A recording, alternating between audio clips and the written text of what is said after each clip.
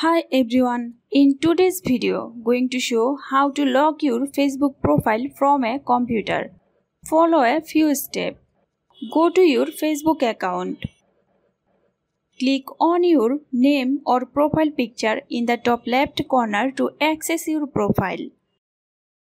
Next, click on three dots next to the Edit Profile button. And from the drop-down menu, select Lock Profile. A pop-up window will appear on your page exempling how locking your profile works. Take a moment to read the information, then click on Lock Your Profile. Here you will see you locked your profile. Click on OK to finish.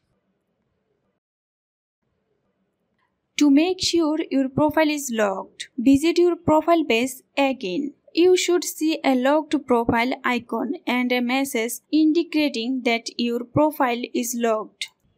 And that's it. You have successfully locked your Facebook profile from your computer.